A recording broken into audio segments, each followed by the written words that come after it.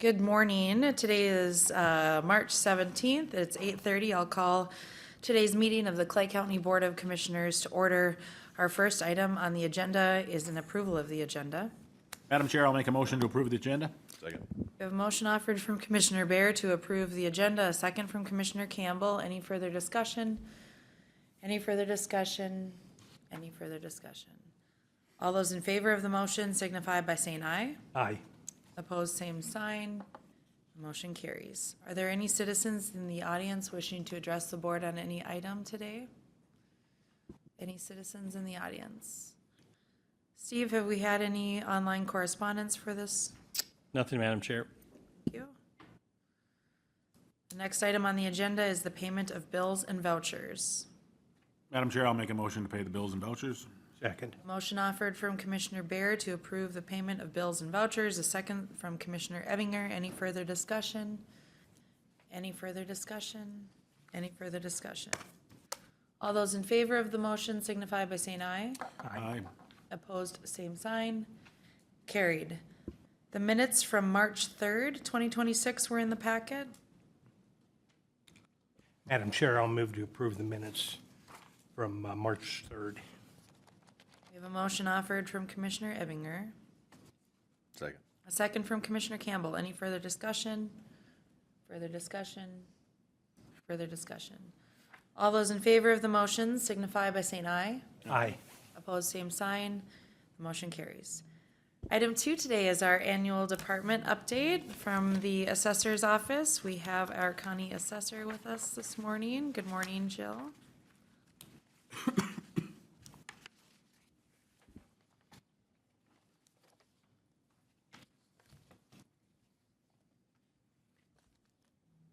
Good morning. Thank you, Madam Chair and Commissioners. I realized this morning that about half of my presentation you already heard yesterday, unless I just talked directly to Dave. So I will go quickly, and it's a short presentation. The mission statement of the Assessor Department is to serve the taxpayers by accurately and equitably valuing and classifying all Clay County real and personal property as established by the statutes of the state of Minnesota. Even though we're called the Assessor Department, we do not work with special assessments, and we do not work with tax calculation or taking payments. I've been very lucky. We've had no changes in staffing the past year. I really appreciate the longevity and reliability of my assessor staff. Their years of experience show their commitment to quality assessment work and commitment to Clay County. The same goes for the City of Moorhead local assessor staff. They handle almost half of the county parcels. We just completed work on the 2026 assessment.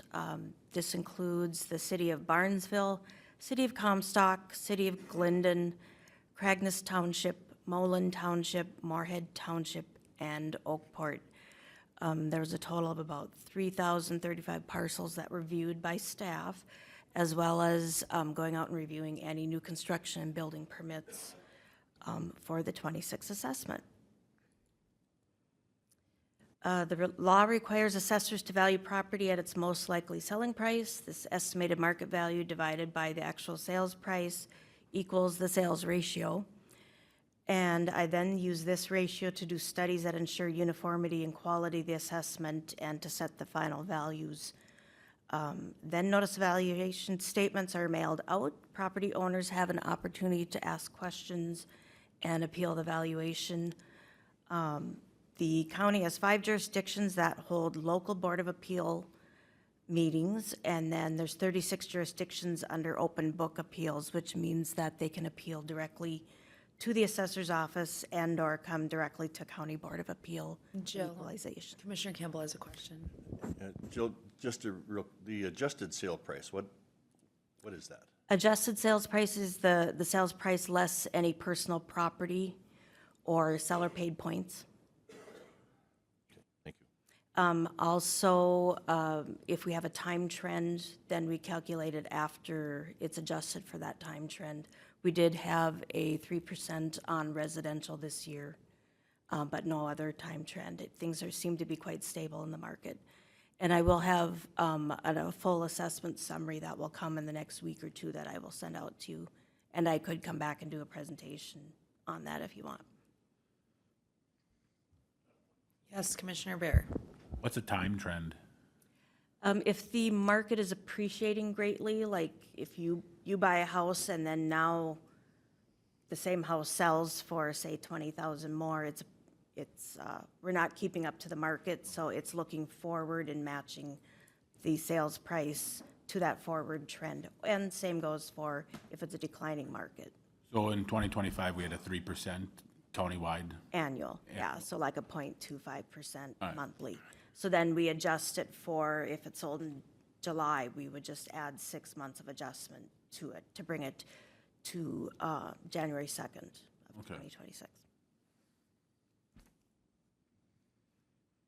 And the big project for this year, for the 2026 assessment, the Assessor Department completed a 5-year project changing the soil rating used for ag land valuation. Staff used aerial imagery and a GIS soil module while reviewing mass appraisal the past 4 years. They would draw out the tillable acres into this soil module, and from there, then I took that acre file and exported it and merged it with the CPI data to determine a weighted CPI rate of each parcel. The CPI conversion did not show significant trends that differed from the CER that we've used in the past. Some parcels increased, some remained similar, some decreased, and where I expected low CPI rates, potentially in like the ridge areas, some were high ratios and vice versa. So ultimately, I still followed the sales ratio study, and land valuation changes were made based on the sales information available. To continue transparency in our assessment work, an informational flyer is going to be inserted into the envelope with the tax statement and the notice of valuation statement. Those will get mailed out the last day of March. And there's a sample of it there on the screen. Commissioner Bear? I have one other question. How many other counties are assessing that way? I don't know the exact number. It's not half. Many are still on CER rates. Some use an old-fashioned ABC. They just have 3 tiers of rates. I do know Wilkin, Grant, and Ottertail converted in the last 2 to 3 years. Norman County is working on it. Polk County also converted this year. So I was working closely with them looked at the way they used factors or multipliers to set rates to the south of us at Ottertail, and ultimately we followed the way Polk County was doing it. So most of everybody in our region is working on it or have done it. Yeah.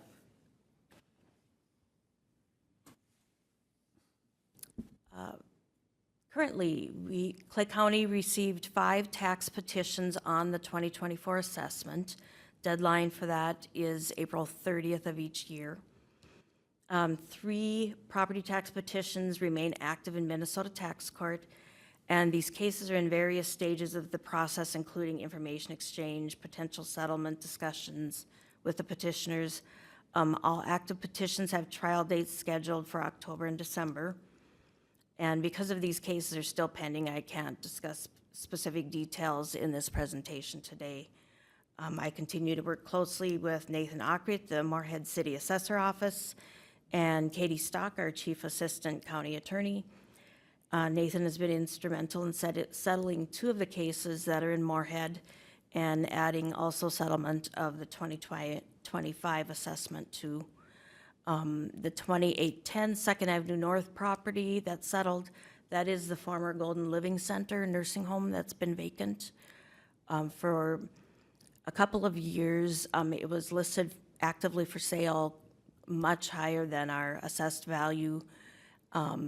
But then since then, there has been some deterioration, physical deterioration and blighting of the property. And so even though we had been lowering the valuation, they still filed in tax court on the 24 assessment. Commissioner Campbell has a question. Joe, when they file for tax court, are they not paying any taxes during that time?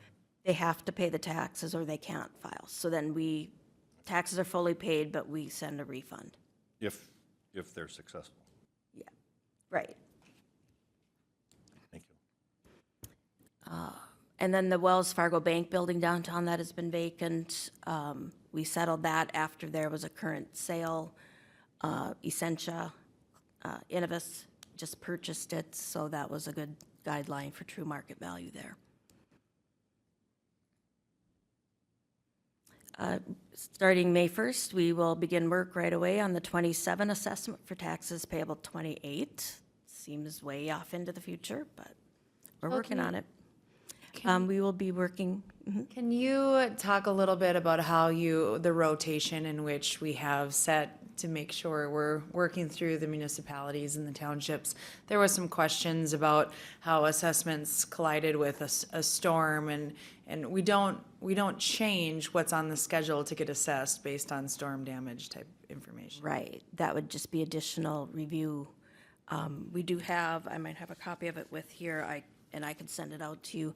It's a set rotating every 5-year plan of each jurisdiction. The only change is Greg in our office is a local assessor to Holly Township, so he does only a 1/7 of Holly Township each year, but all the other jurisdictions, we fully do a jurisdiction every 5 years. And so that rotates and is set. And then if there's additional new construction permits or damage assessment, that would be, we go out. So yeah, sometimes we might see somebody 2 times in a year if something like they demolished a building late in the fall after we'd already been there, we would go out again. Let's have that rotation available for the small cities meeting that's coming up, I think the 16th or 17th. Just to have available, because I think there were some small city questions on what the rotation is. Okay. Thanks. And so coming up, we will be working in the city of Sabin and the city of Ullin, and then Eglin Township, Holy Cross Township, Kurtz Township, Morkin, and Ullin. And then before I conclude, I should also inform you of a current project that's been taking a significant portion of my time, not necessarily my staff, but Lori Johnson and I work closely with the Aumentum tax software that we use. It is a national software. 10 counties in Minnesota are currently still on that software. And though the Assessor's Department works in CAMA, computer-aided mass appraisal software, the valuations and classifications then integrate into the Aumentum tax software. So this includes all of our program management, such as homesteads, the VETS program, ag linking for homestead, that all gets managed within the Aumentum tax software. And so then Clay County, in January, we moved to managed services with the Aumentum, and that's been going great. I think Rory came and talked to you about that change, so it's less burden on Tracy Cummings. But then the next step is that all of the counties are upgrading to what's called a new version of the software platform. And it's been 2 to 3 weekly meetings in preparation, and now starting in April, we will start 3 weeks of active training, and then the final upgrade is going to happen in early June for Clay County. So, and that concludes my presentation. Thank you, Jill. Thank you also for being at the township meeting yesterday to explain. And I know it was repetitive for some of us, but for the public watching, it's really helpful to understand the mechanism of how the department works. Any questions? I do have. Commissioner Campbell. It's somewhat of a hypothetical, but and we don't have a lot of lakes in Clay County, and a lot of the lake properties there's a limited number of them, so obviously there seems to be a value there. To the point where, it isn't happening so much in Clay County right now, but in other areas, people will buy these properties and you have a split value between your land and your structures on that property. And they will pay above the full value of the combining of the land and the structures and go and demolish the structure. And so obviously that brings up the sale value. And so then all the other comparable properties are basically charged on that when the true value is there was no value to the structure because they demolished it. Do you follow what I'm saying? Yeah. So how does that work? Is there anything given for that they absolutely just demolished the structure? Because the current property owners who are there are being increased because of that sale when that building was just demolished. So to the people who bought it, there was zero value to that building. They just demolished it. Potentially, we would look at it as that's the value of the land then. Okay. So your land value would go up. Yeah. Since I've been here, it's been pretty stable in like Park and Tansem townships as far as on the lakes. And I do check with Becker County, especially when Turtle Lake, is it Turtle Lake? Yep. Yeah, is It's split partly in on, half. yeah, partly in clay, yeah. And they will see an increase this year, but it is not, I did not increase the actual lake frontage rates or the residential portion of it. Woods, we are seeing $4,000 to $5,000 an acre wood sales, and they're the area that has more. So that's the reason why that, so it's gonna be like Eglin, Park, and Tansem will see the largest increases. The remainder of the county, other than industrial, has been pretty much stable. And some decline. Well, I'm just gonna say, I happen to own some lake property in Otter Tail County. And within 2 years or 3 years, that went from a 200 and some thousand value to over 500,000. And it's because of properties that were sold on the lake that were demolished and Yep. rebuilt on. Yeah, that happened a lot on Pelican Lake, didn't it? I believe, all of them. All right, thank you. Any other questions? Jill, again, thanks to you and your staff. We talk about forward-facing departments, and there's probably not another one more forward-facing than you and your team working with residents. I appreciate the flexibility in meeting residents where they are. You're always so great to be active in committees and help us work through issues, so thank you.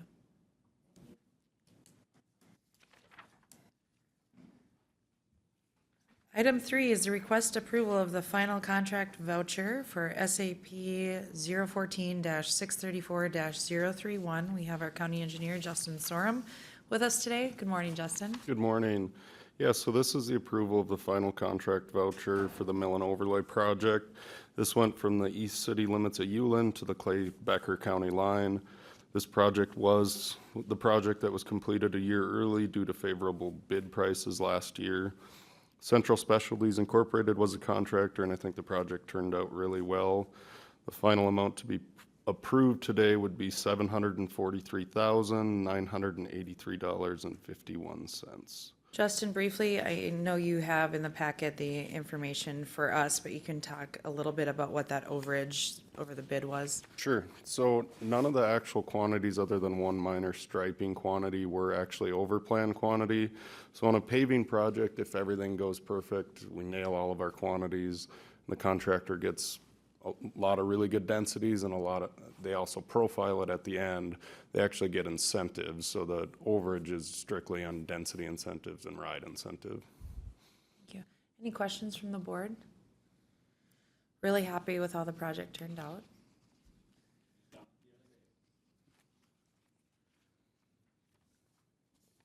Wishes of the board? I guess I'll make a motion to approve the final contract voucher for SAP 014-634-031 in the amount of $743,983.51. Second. We have a motion offered to approve the final contract voucher as noted from Commissioner Bear, second from Commissioner Campbell. Further discussion? Further discussion? Further discussion? All those in favor of the motion signify by saying aye. Aye. Opposed, same sign. The request carries. Item 4 is the request approval of permit and license agreement with the Diversion Authority. Yeah, so this is something that we've been working on for quite a while. I have brought this to highway tracking a couple different times and also had Brian Melton review this document as well. So this is kind of in addition to the MOU that was signed in 2023. So what this permit and license agreement with the Diversion Authority does, it's mainly just SC4 and SC5 where they either cross county roadways or are the roadway itself.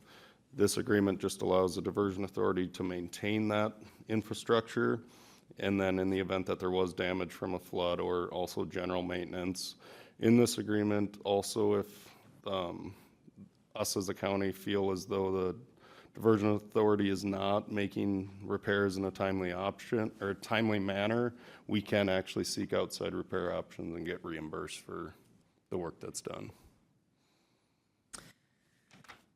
This did come before the Highway Tracking Committee meeting. We've discussed it thoroughly. I know the Attorney's Office had an opportunity to review this and felt like it was worthwhile signing.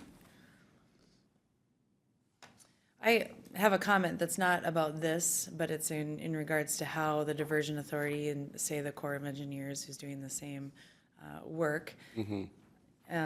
I agree with this. This is, I will support this, but in regards to my comments last week about subcontractors or contractors for the Corps not fulfilling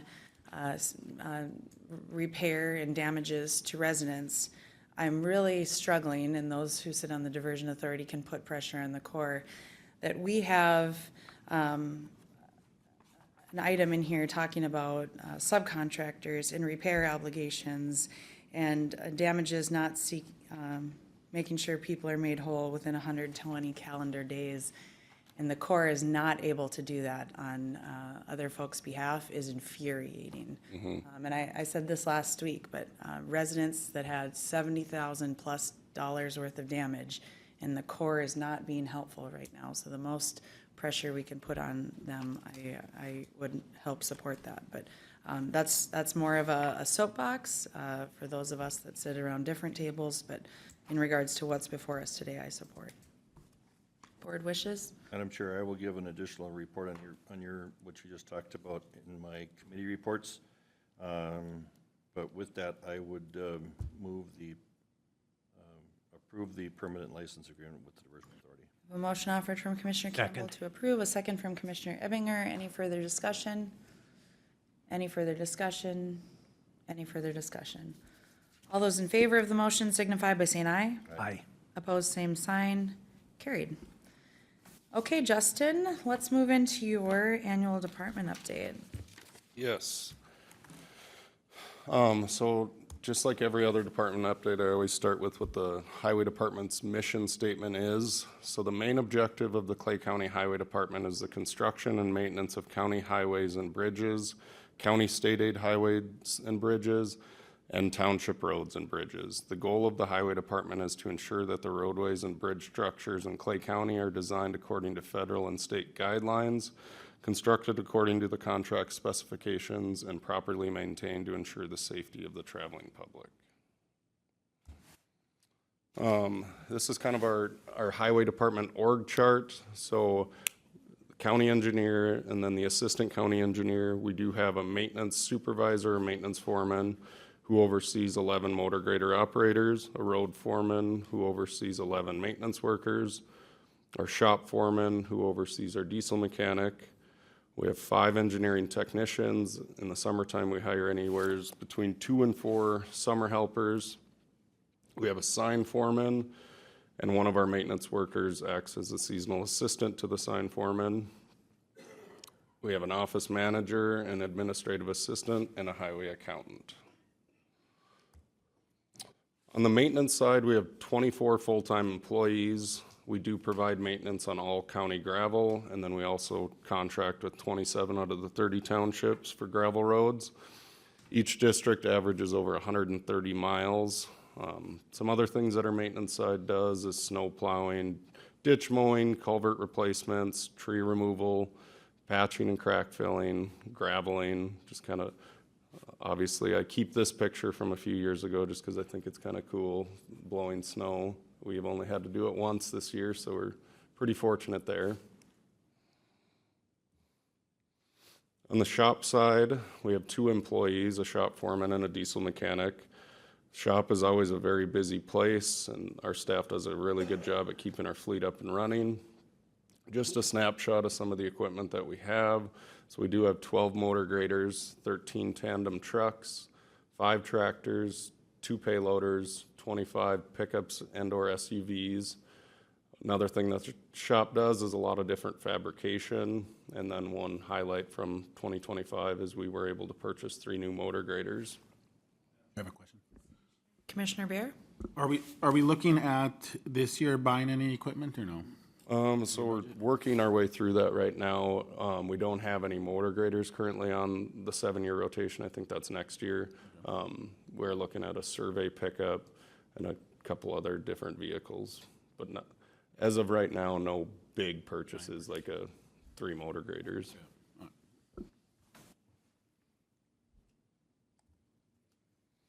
On the engineering side, we do have 5 engineering technicians and, like I mentioned, 2 to 4 summertime interns. This group does a really good job at keeping construction moving. They're the ones that ensure everything is done according to plan and spec. They're also doing all the staking. And then when they're not on construction, they handle all of our access permits, utility permits, and also work hand in hand with Alex and I on plan design. Engineering technicians statewide are probably one of the tougher positions to fill. As you are aware, we're looking to fill 2 full-time openings before June. We're struggling right now. We're advertising everywhere we can.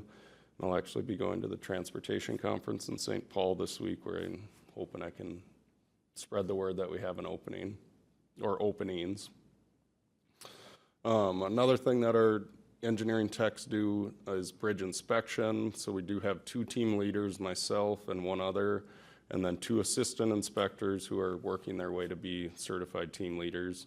In the past, we've only had 1 inspector and 1 program administrator. So my goal is to have all 5 be team leaders in the event where somebody retires or leaves. We're not stuck in a bind. This year, we inspected 338 bridges. One thing that we inspect all of the township bridges. That's per state statute, and we do not charge for that service. And then this year, we were also able to purchase a drone. We have not received it yet, but it should be coming any day. And then all of our technicians will also have their Part 107, so they can fly the drone whenever necessary. Madam Chair, I have one. So I understand what the bridges are. Could you tell the public, because some people watching this might say, Clay County doesn't have 338 bridges. Yeah, so even a box culvert's considered a bridge. So when we receive bridge bonding to replace like an old timber structure, a lot of times it is a box culvert, but that is considered a bridge. Yeah.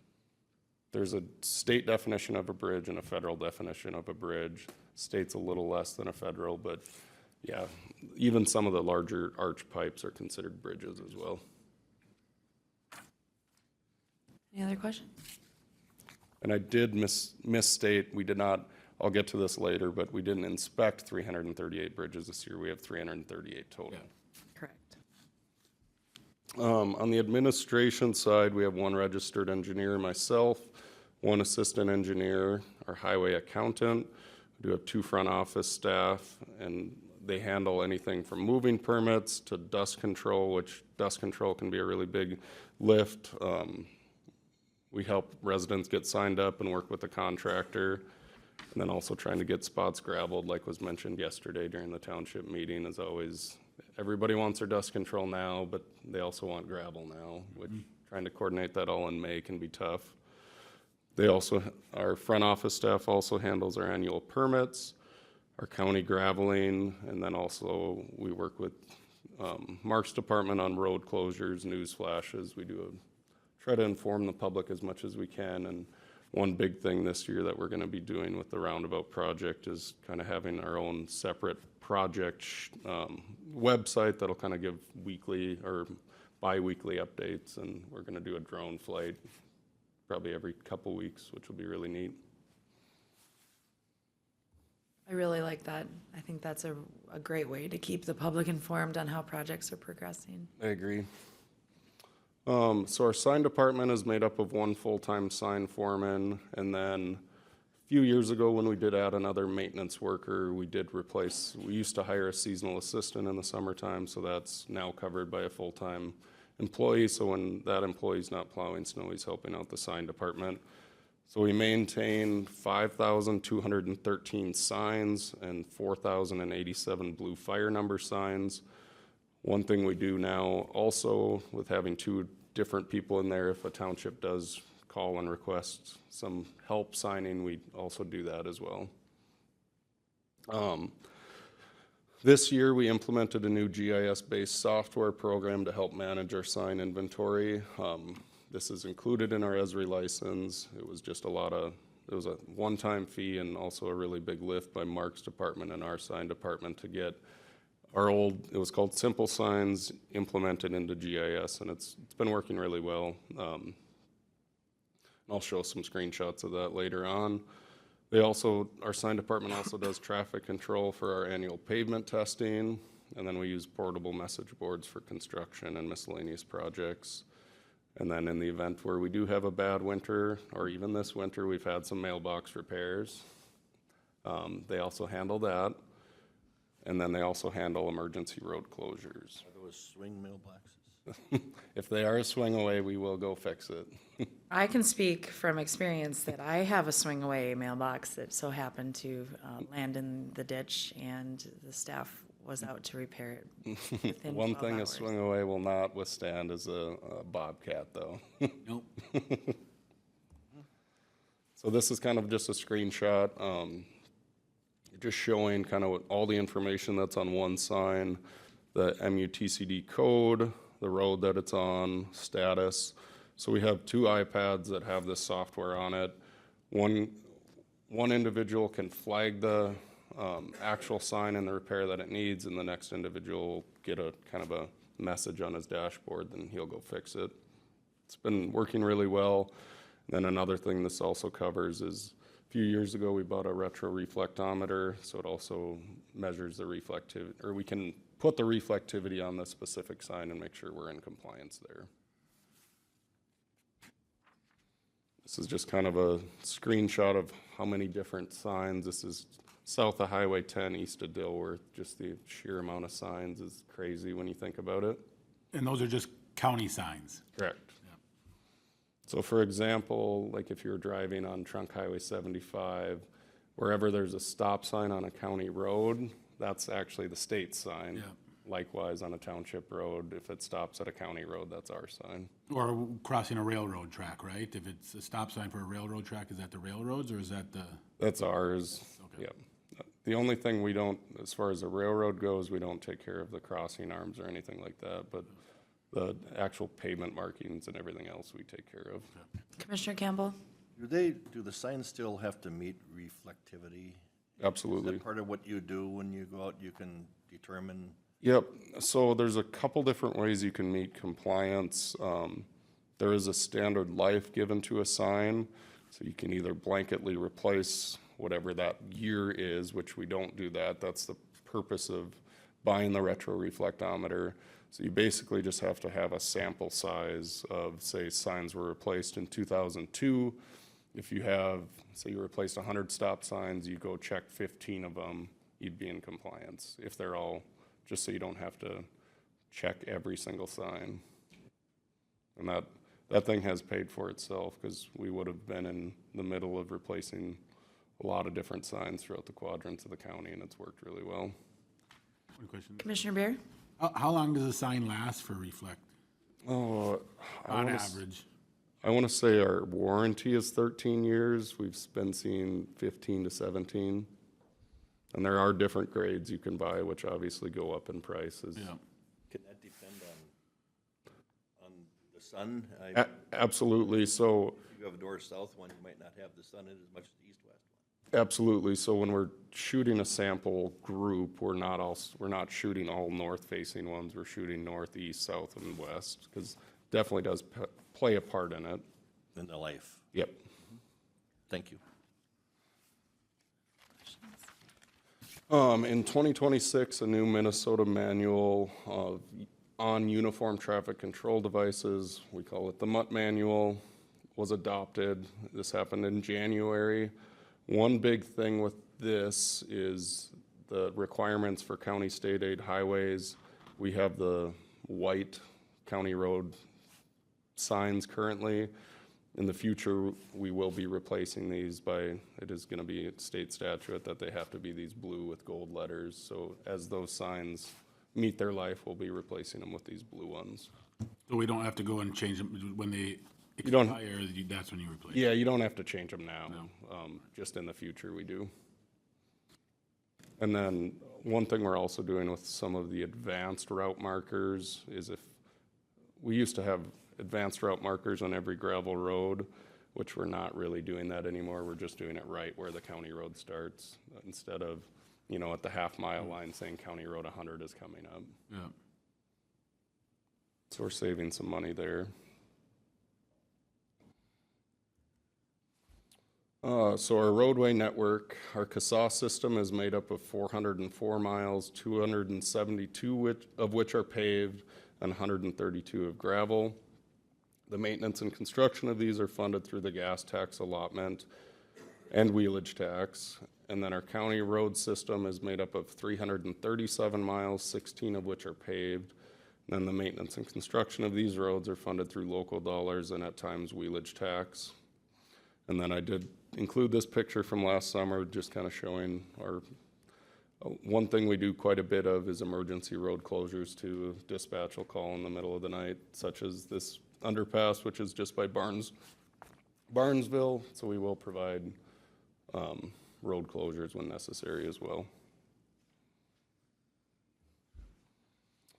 Some maintenance highlights from 2025. So we did, as I mentioned in the township rate contract, we did have 1,000.25 hours of snow removal. While that does seem like a lot, it was still 1,618 less hours than 2023. We had 5,057 hours of blading gravel roads, and between motor graders and tandem trucks, we had just under $330,000 worth of fuel expenditures. One thing our maintenance staff also did was 25 miles of crack filling, 15 pipe replacements. This year we actually rented a hot box and went through 291 tons of hot mix purchased from local asphalt suppliers. The picture up there is from the bridge on CASA 11. After the diamond grind, we did actually repair that in-house, and that's worked really well and gotten a lot of compliments on it. We did also go through 3 semi-loads of mastic, which is used for patching. And then CDL license program, I just wanted to update the board. It's still working as intended. We did have 2 new employees in 2025 utilize this program. Some construction highlights from 2025. We did have 10 miles of paving. We did a township bridge removal in Elmwood Township. We had the CASA 11 concrete pavement rehab project, 2 township bridge replacements. We had a CASA 45 mill and overlay through Dilworth. We completed year 1 of 2 of the Comstock reconstruction. Lots of different surveys for 2026 construction. We did 291 bridge inspections out of the 338 that we have. And then we also worked on design for this year and next year's construction projects. And then, like I've mentioned multiple times, we did stripe every CASA and county road, and I think that's been a really good program. Some project highlights. This was one of the projects that was final today, but it's CASA 34, so it was a 10-mile paving project, 42,500 tons of bituminous, so much needed improvement, and it went really, really well. Another project highlight is CASA 14 bridge replacement. So this utilized $886,000 in federal BROS funding, which is bridges off system, $686,000 in bridge bonding. Thanks for clarifying what the BROS funding was. Yep, I had meant to type it in, but I forgot. All right. And then just under $160,000 in CASA regular. One thing I also like to include in my annual update is the historical state aid construction allotment. As you can see, this has been trending upwards, which is a good thing. We're just under $5 million this year in CASA regular. My next slide, this is kind of included from a recent state aid presentation. It's just kind of showing what the highway user tax distribution fund is and where all that money goes to, just in case you guys have never seen this slide. I think it's pretty neat to see where all the transportation funding comes from and where it goes.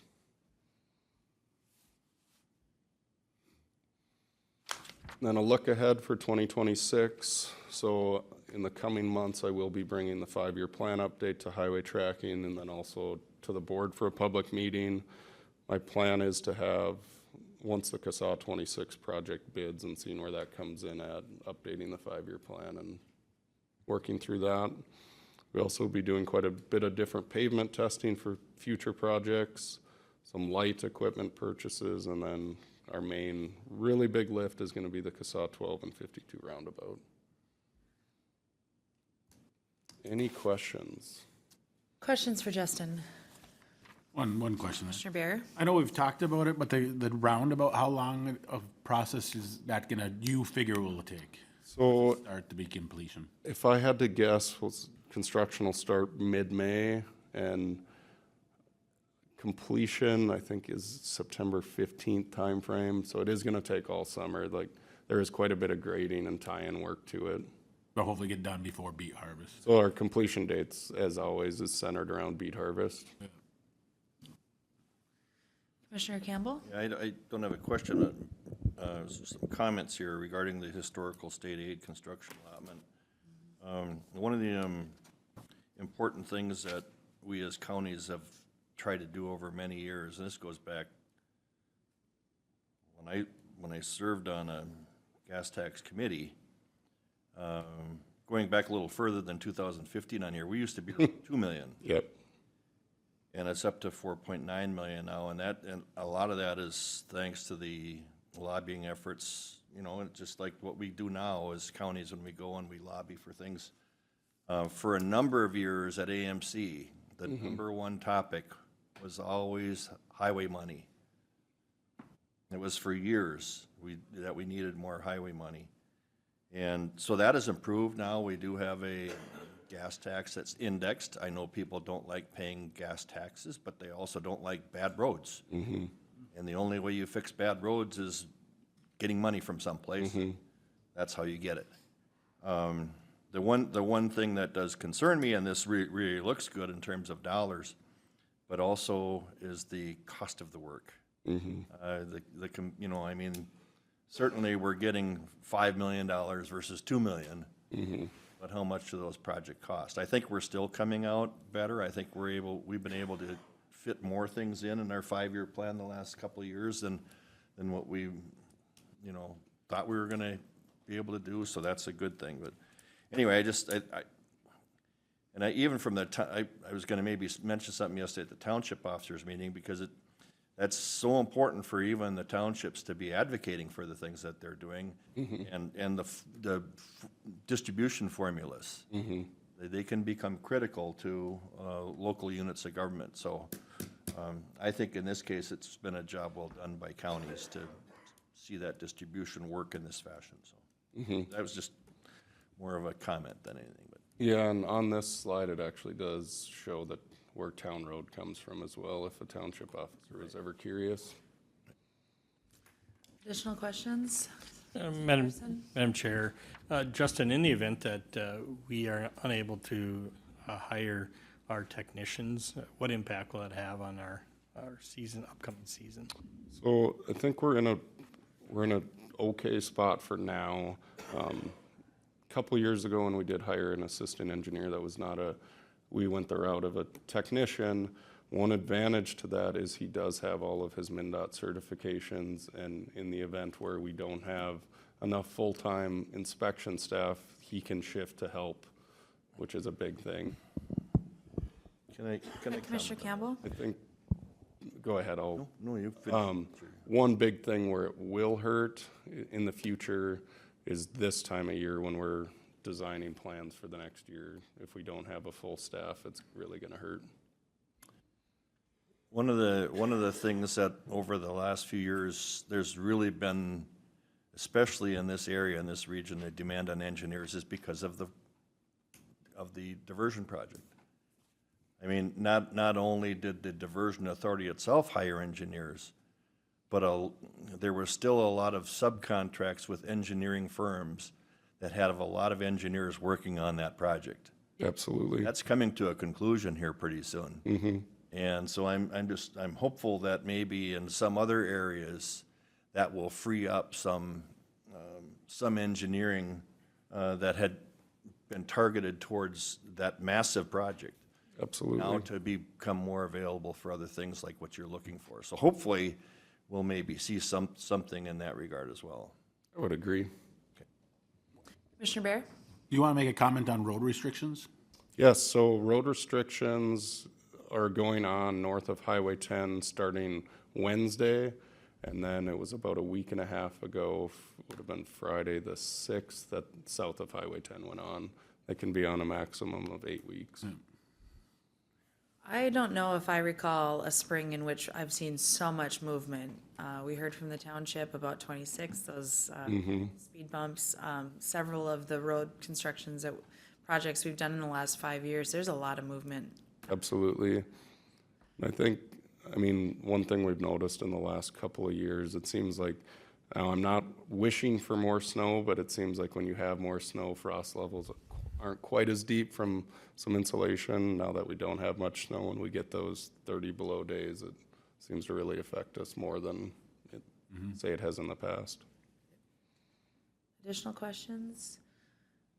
Thank you for what you do. Both Commissioner Campbell and I were at the township meeting when we talked about the maintenance contract. Those of us that were at the township officials meeting yesterday, thanks for keeping them up to date on items that are coming up. You know, I think we all do better when we're provided information so that we can plan. And I've texted you several times when different road issues have been brought to my attention from residents, and your department is always so quick to respond to folks. I know that you work hand in hand with the sheriff's office, particularly during storm events, keeping our residents as informed as possible. Thank you for that responsiveness. We really appreciate what you do. Thank you. Anything else? All right. Thank you. Yep. Thanks, Justin. Committee reports. Commissioner Ebinger, keep it to committee reports. Let's not hear about the hogs. Well, I'm holding my breath. Kidding. You want me to talk about the hogs? Arkansas. My Razorbacks are looking good.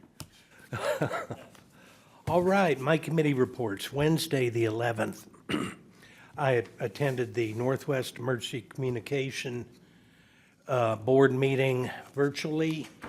Had a lot of general business that was just discussed on emergency talk groups and some technical stuff. One of the things that does impact us here is the school mapping project. It's moving forward well. We are partnered in this Northwest area with the Twin Cities, with a group that's come in, an engineering group that does the schools. And our emergency managers here with the county and with Moorhead have done a good job of getting all the information out to our schools and the information about our schools out to this company. And they'll be preparing a mapping system that will allow emergency responders, if the software is in the vehicles and in the dispatch centers, which may be a cost down the road, but the data will be there to give them exact locations for emergency phone calls. So we know if somebody calls from one of the schools, exactly where they are. It shows where the closest entrance is. Really gives you a very good program for emergency responders, be it an ambulance call with somebody who's maybe having a heart attack, or an active shooter, or a suspicious person where they've got a lockdown. It gives you great information. So this is a good program, and it is being overseen by the Emergency Communication Board to get the entire state this resource. On Thursday, the 12th, I attended the Beyond the Yellow Ribbon meeting. A lot of concerns just with the current world issues about possible future deployments and being able to provide services for families if their family members are deployed, and there was general discussion on that.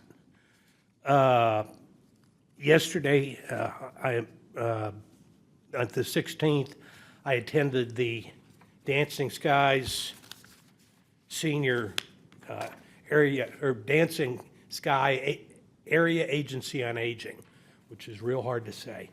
But I attended that meeting in Monoman, had the annual report showing 2025 in review. The area agencies on aging across the state do a really good job of just gathering the resources for our senior citizens, distributing it out, and make sure it's being distributed equitably to all the counties and areas.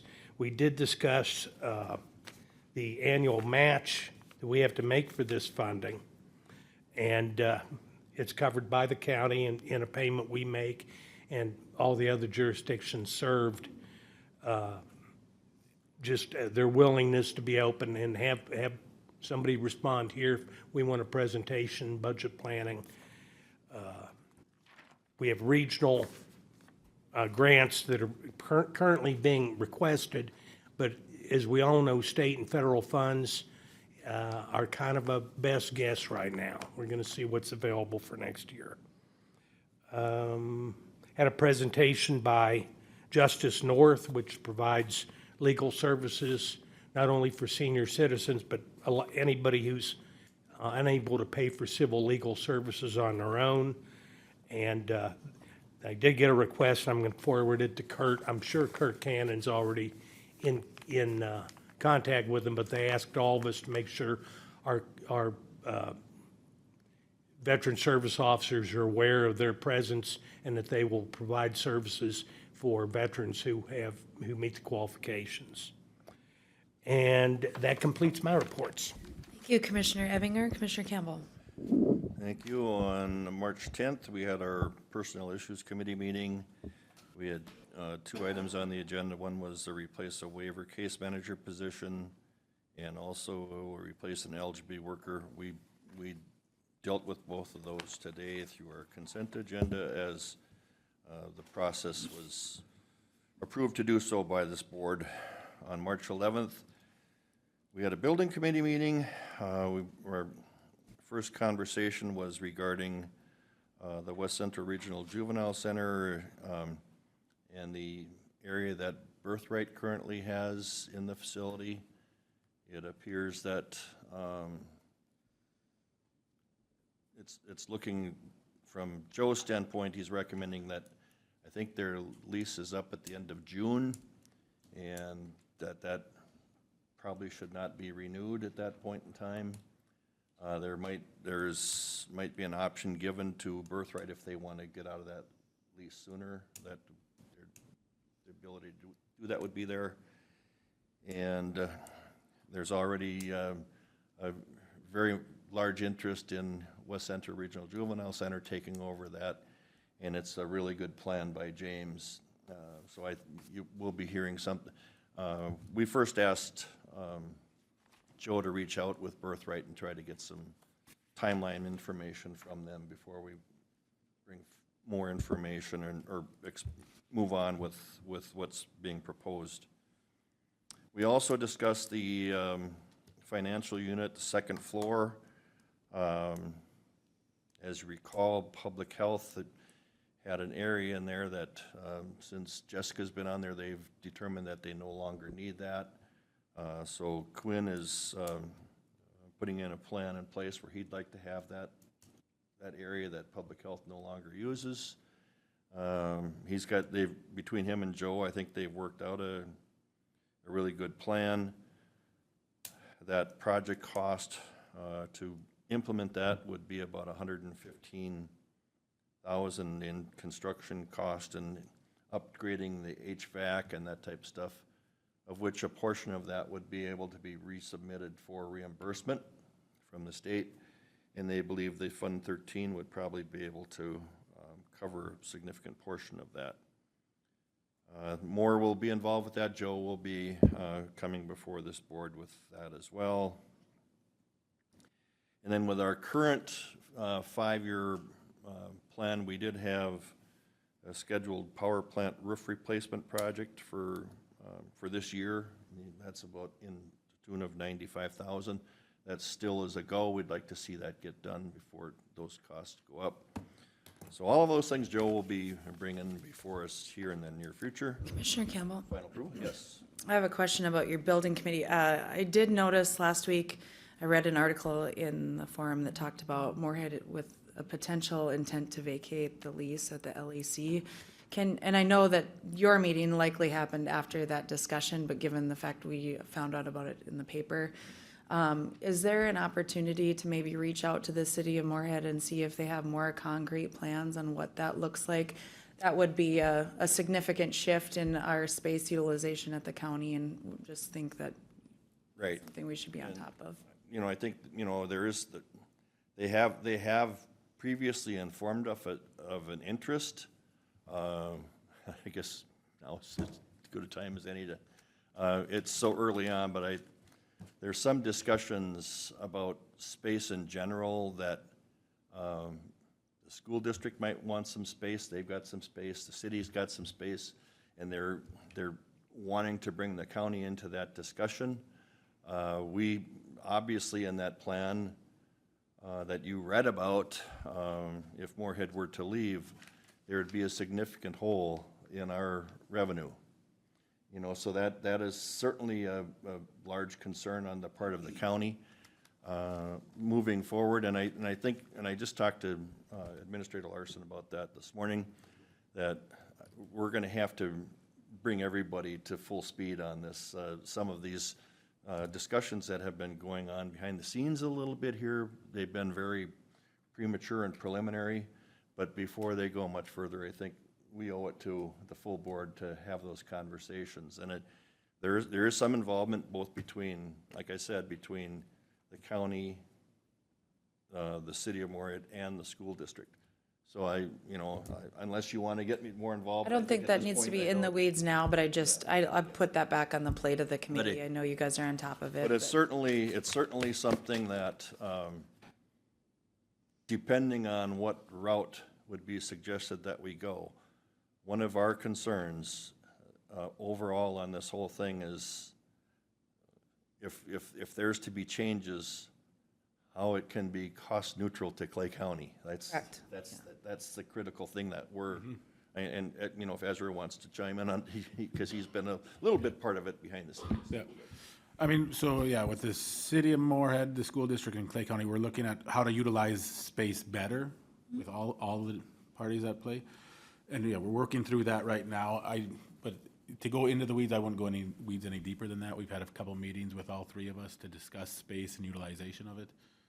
So we're working through that, and then, yeah, with the LEC over there on how to, if it does happen, how to utilize that space as well. Right. I think. Yep, that's fair. Yeah. And as this developed, and I just talked about this morning for a meeting, that I felt it was important that we have the avenue and, you know, at the appropriate time, and I'm thinking sooner rather than later, to have this as an agenda item where we can have a full update on some of the previous discussions that have been going on, so that everybody's aware. We don't want this to get too far without, Yeah. yeah. So anyway, then on March 12th, we had a Diversion Authority Planning Committee meeting, and at that meeting, we went through, we heard from some of our staff had gone up to review the operations with the Winnipeg diversion, and they came back and reported that the Winnipeg diversion right now has, even after it's all done, they have a staff of 53 people that are used for operations and maintenance of that. I'm certainly hoping that we don't end up having 53 people on ours, but anyway, so they were just trying to review that.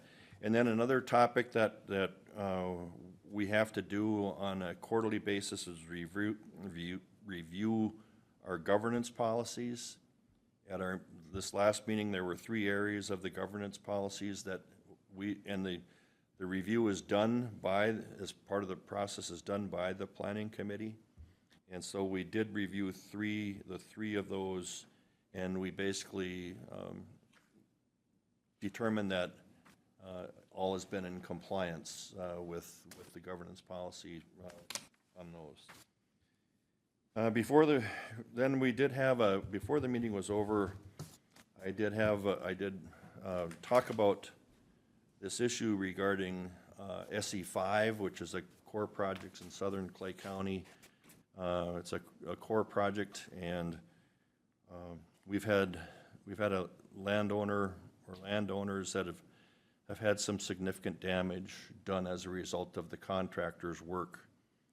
And learning to the extent of those, I shared how disappointed we were not in our local, our lands guy, our Justin Fisher, who is our lands person for the diversion. He's done a great job, and even the landowners are appreciative of his efforts. But where there really seems to be a lack of communication is between the Corps and their contractors. And there's been communications sent with no replies. And so after that discussion yesterday, I know the chair of the Diversion Authority this year, was Mayor Mahoney, basically mentioned that we should be in touch with the Corps and try to get that problem resolved as soon as possible with a check to the landowners. Now, having said that, we don't, there's a dollar amount that's out there, and that, sometimes there's 2 sides to every story, so we just got to make sure. But obviously there's damages done there, and I think based on what I've seen, the landowners have put in legitimate claims. And one of the things that I emphasized was from the start of this thing, none of these people down there wanted this project. And they've given up an awful lot of lands to do it. And the one thing that we need to be certain of is that we do our best to make sure that they're treated fairly. And by having no communications on damage claims is not being treated fairly. And I think that message was heard, and I think it's going to be forwarded on too. I think as of last night, Mr. Fisher reached out to me, and the Corps did provide the insurance policy of the contractor, and so now it sounds as though the diversion will have to go after the insurance claim, and that's part of my frustration. It's not the Diversion Authority's contract. It's the onus is on the Corps. And so I appreciate Mayor Mahoney reached out to me last week. I appreciate your planning committee meeting. I somewhere the message is getting lost that the work needs to happen on the Diversion Authority's account, and it's the Corps. Yeah, well, I'll have to check some more on that, because until the Corps has several phases that they're working on. They have certain bridges that the Corps is doing along highways. They have the infrastructures, control structures, and then they have these SE5, SE4, which is basically what the public would call the dam. And once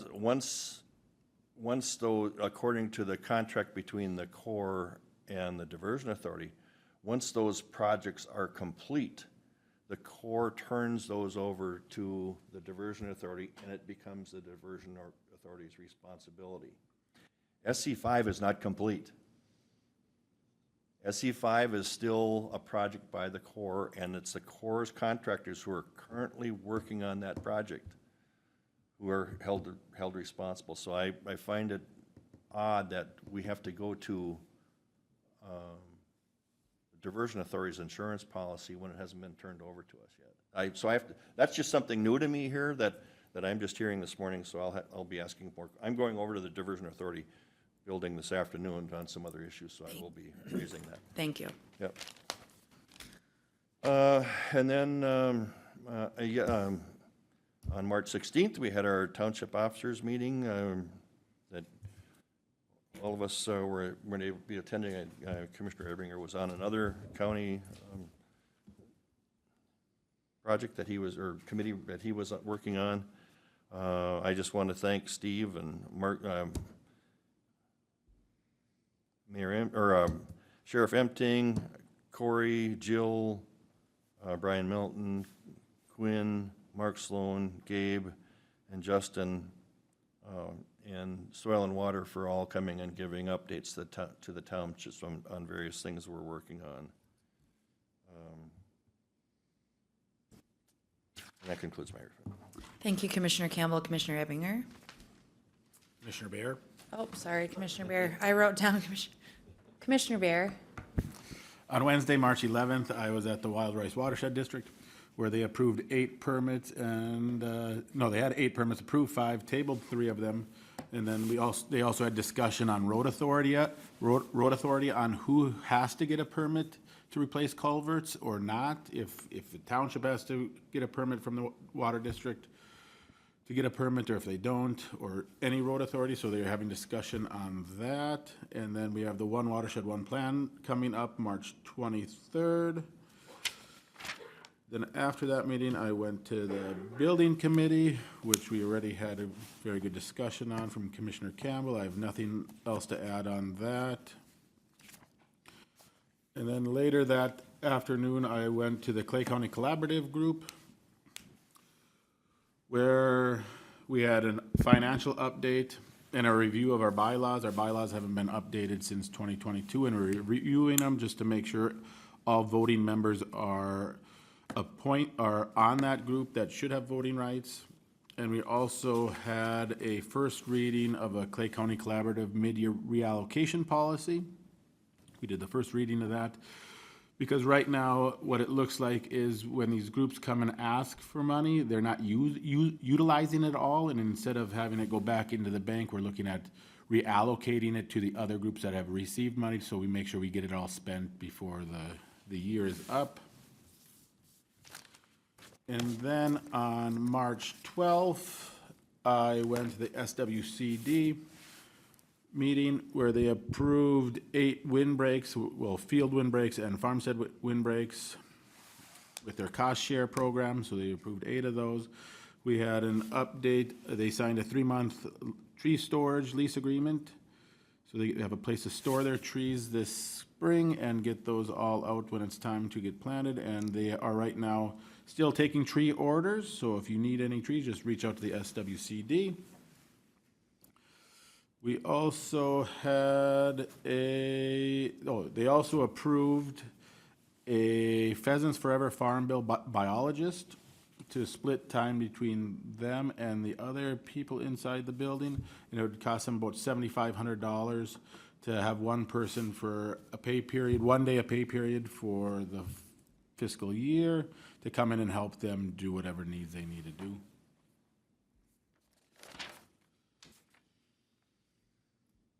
That's pretty much what we discussed there. They also have a building committee to look at if they want, so their lease comes up in the end of 2027 in that facility, so they're looking at what long-term plans they have to stay in that building or maybe move elsewhere or build, but right now that building committee was put on hold because they got back some prices on buildings there and put it on hold. And then later that afternoon, or after that meeting, I went and had a shack meeting. First time going to that. So we had an MDH update there, and we had an update on measles in the state. So right now there's 12, as of last Thursday, there was a update of, there's 12 reported cases of measles across the state. And in 2026, they had, in 2025, I believe they had 1,281 reported cases of measles nationwide. So right now, Minnesota has 12 nationwide, there's 1,281 reported cases. We also had an update, let me pull it up here. We also had an update on the legislative session. And then we had a panel on cannabis prevention strategies with a couple people from across the county, across the state, I should say, giving a panel on cannabis prevention strategies. That was about what happened there. I sat on in that meeting. It was all virtual, and then our Jessica Mickelson also sat through that, and Rory Beal. So there's three of us that sat through that shack meeting. I thought it was very informational, my first one sitting through there. And yeah, good topics talked about there. And then after that, I also went to the CATCO meeting that was yesterday at the Law Enforcement Center. And I would like, to give my thanks to all the staff that were there and gave an update. So it was a very good turnout, I thought, with all the township and county officials there. So the highlight was the robot bomb dog. I thought was very Named Precious. named Precious. So it was it was very good. That is all my reports, Madam Chair. Thank you, Commissioner Bear. Commissioner Krabenoff is on his flight to Washington DC this morning to advocate for regional issues, particularly with Community Action Block Grant dollars. Appreciate his willingness and availability to do that. Last week, I attended the PIC committee meeting as reported on. I then attended the Innovate 28 investor briefing. Obviously Clay County had made a decision to not be an investor for 26, but this covered the last quarter of 25 as well. Appreciate the opportunity to sit down with folks on that to see what those dollars are being used for in the community. Really spent the majority of my time talking about public policy, that the work that the chamber is doing. I then Wednesday traveled to St. Paul on behalf of Clay County, the Fargo-Moorhead, West Fargo Regional Moorhead and Detroit Lakes Day at the Capitol. Really appreciate that we had representation from businesses all along the Highway 10 corridor, as well as rural Clay County. I had a wonderful opportunity to have briefings from the governor's office, Explore Minnesota. They're doing a pilot focus of the Becker and Clay region this summer. Appreciate that. The Minnesota Business Partnership, the Department of Agriculture, and the House Majority Leader, the Senate Minority Leader, the Senate President, and also the Senate Majority Leader. Great opportunity and availability to meet with those folks to elevate priorities that counties have raised, that the cities are raising. We talked about border cities legislation. We talked about the social districts that Dilworth and Moorhead are really trying to push. Obviously, capital investment is really high on the list, particularly with our requests, but with the other cities' initiatives as well. And talked about some of the policies, if there's any area for flexibility in terms of bills and how it affects those of us in greater Minnesota. Believe we talked to over 20 legislators. That was really important over the course of Wednesday and Thursday. Did have the opportunity to work with our lobbyist on some additional meetings with Capital Investment Committee members after we wrapped up on Thursday. So we did have 2 quite full days of lobbying on our behalf. Some people reached out to me over the week to ask why Clay County is spending so much time in St. Paul.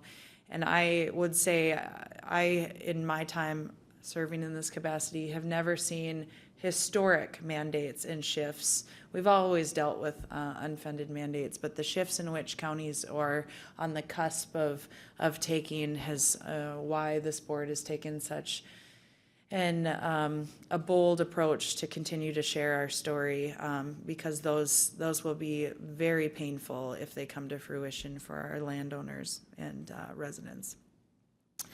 After that, had the opportunity to attend the non-secure detention conversation on Friday to continue to work in advancing that request. Really hopeful. I had the opportunity to work with both the chairs of the House Committee on what that means regionally, and if that is able to come to fruition, would be a huge savings for counties all throughout Minnesota. Yesterday, had the opportunity to attend the township officers meeting with all of you. I appreciate the sheriff opening up the LAC for that. It's such a great use of space, particularly to have such great participation from township officers and hear from them, who are also spending a lot of time at the Capitol to talk about what shifts would mean for them. Also, just want to highlight Lauren Ickenbritson, who's served as a township officer for 46 years, is now, we always joke about that. How do you get off the township board? It's kind of tricky, those of you that have done so. But really grateful for Lauren's dedication. A true servant leadership is what I think is the best way to highlight that. But Kevin Kassenberg wrote a really powerful poem about Lauren's service to Clay County, and really wish him and the family the best as he moves on to a life that will still revolve around community service, just not necessarily township service. And I believe that concludes my reports. Steve. Thank you, Madam Chair. Last Tuesday, participated in the PIC meeting that has been well covered. On Wednesday, we had our management meeting. We spent a portion of that talking about our upcoming retreat, where we're going to be doing some strategic planning around our budget, upcoming budget season. Our department heads were given their homework for that meeting, and so we're planning to be well prepared coming in for that discussion. We had an update from Joe on our risk management. We talked about computer security. We had updates from Darren, who's providing leadership over human resources while Anna's out. We also talked about legislative priorities, and I think that just wanted to touch base on a few different things. I've been working with Quinn over the last week and a half now with the potential governor's restructuring of human services. We're looking at what the potential impacts would be to that department should that legislation get approved, with SNAP, Access, Min-Choice, just a few of those. We also, with the changes, there also would be some potential impacts to public health with care coordination, and so working with Jessica to find out what those impacts would be. And also this past week, House File 1567 was brought forward, and that would provide peace officers the privacy bill that the judges received, and so that would certainly have a significant impact for our assessors and recorder's office. And so those are some pretty big things that are coming forward. We provide each management each time to provide some updates on both either positive or concerning legislation that's out there. So as when we have our representatives down in St. Paul, we can have those conversations. Participate in the building committee, which has been well covered. Also, on your consent agenda item today, there was a 6th Remnants opioid settlement submission. If you recall back in 2021, this board opted into all the opioid settlements in Minnesota. In 2023, you gave the county administrator the authority to just opt in and then make a notification through consent. This was a significantly smaller settlement. It's a one-time settlement of roughly $9,635, but just a notification there. Also continue to work with our National Opioid Settlement Advisor. The Purdue settlement went through last fall, but we've not yet received our funding, and so we're looking to potentially receive that hopefully by late spring, early summer, and I'll notify the board what that dollar amount would be. Participated on Friday on the non-secured detention PRTF. Heard updates from our commissioners who were in St. Paul last week, and also had discussions about moving forward with our lobbyists. Yesterday, participated in the township. Again, thanks for our staff that were able to present or participate in that meeting. Taking time out of their day is important. And that concludes my report. Thank you, Mr. Melton.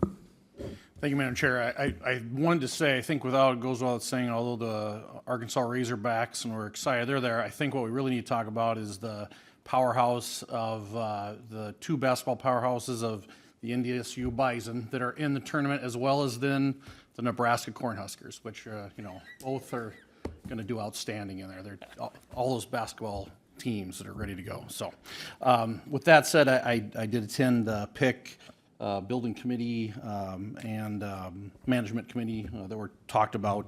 I also had a meeting, there's a lot going on within Moorhead, some of their strategic planning, but also within law enforcement, some of the work that's going on with the New World system, with their systems of body camera, that continues to impact everything we do within law enforcement and within prosecution. So I had a meeting with Bill Offelt to kind of work through changes that are occurring both within their office, ultimately how it impacts our office and how we manage data and information. So I think those will be some ongoing meetings that we'll have as well.